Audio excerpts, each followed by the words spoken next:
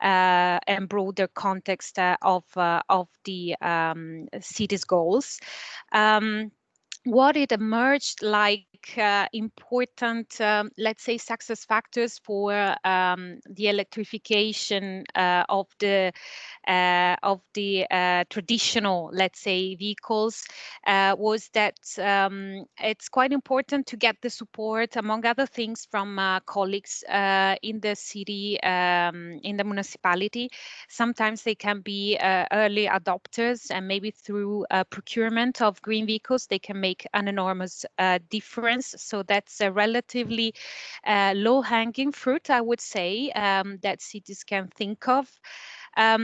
Also, I think it was interesting to hear that even if budget is relatively small, this can still allow for some piloting. So even if it's not the full scale, smaller scale measure can still teach us a lot and raise awareness and have a great impact.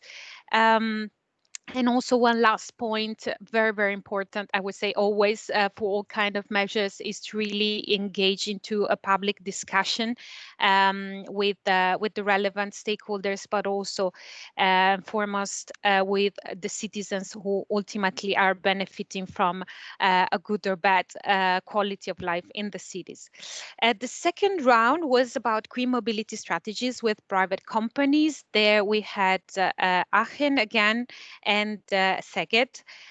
So here again, we heard about two very interesting set of measures, Aachen Clever Mobil and the Smart Alliance, Smart Alliance for Sustainable Mobility in Szeged. So kind of programs that were designed with private companies to change the commuting patterns of employees. So very successful measures, very interesting here. What I retained as messages, or let's say here again, factors to success, the fact that it's really important to show employers the benefits that they can have from these kind of agreements with the cities. Among them, for example, the rate of the retention rate of their employees if they offer a various set of additional measures. The fact that they really, especially in both cities, they looked for a tailored approach, so really understanding the needs of each employer and offering them a separate set of solutions.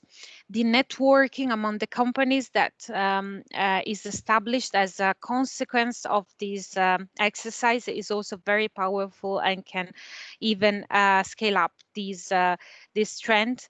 And then certainly having some kind of mobility champions inside the companies that makes it more real, more concrete, more closer to the employees. So this is in a very nutshell what we have discussed. Of course, there is much more that I leave you discover in the publication. So thank you. In the recording, if you were not, obviously you were not able to join all the rooms, so we recorded the whole session, so you will be able to access it whenever you want to check something that was said in one of the breakout rooms. From my side, the first breakout room 2 that I was in, we discussed public space reallocation, and we had Bratislava and Sarajevo in the room with us. Bratislava presented the Vivid Square project, which is turning what was a transit area into public space for people. It has an approach based on quick wins, so measures that you can take with a relatively low investment, using the principles of tactical urbanism to change the face of the place in a transition towards a more comprehensive and a bigger investment in terms of changing the public space. We had a lot of before and after pictures that really show you these amazing transformations in the city. So and there is the video on the Vivid Square in the e-publication, so you can go and check that one. For Sarajevo, we had Emir presenting the project that they are doing in transforming a promenade with cycle infrastructure, and with the experimentation approach also there, using the European Mobility Week as a catalyst for changing the space in the promenade, and having the possibility of testing a phased approach, in which they first close it for certain hours, and they are going in the direction of making it completely closed to car traffic. For the second room, we had focused on shared services, shared bikes, and shared cargo bikes, and also from Sarajevo, investment that they are doing on cycling infrastructure in the city. And we had a lot, very fruitful discussion, I would say, on cargo bikes. And the key highlight I would also like to say, we might have potentially someone that wants to take up and replicate one of the measures that was explained during the breakout rooms, which was a bit the purpose of this whole peer-to-peer exchange, that the maximum objective that we can reach, if someone wants to replicate some of the measures that they saw, we can say that it was extremely successful. But in general, thanks everybody for sharing your experiences from your cities. This is the incredible value of peer-to-peer exchanges and learning. So again, thanks everybody. I don't know if anyone wants to, maybe we can stop sharing the screen, and let's put all our cameras on and take a picture. Maybe I will do stop presenting. So everyone, please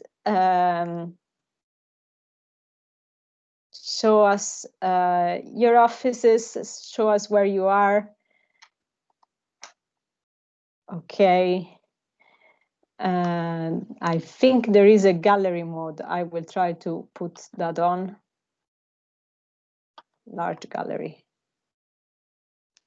Let's see. Indeed, and the rooms is getting more and more crowded, I see, as we speak. Great. Okay, I'm gonna take a screenshot.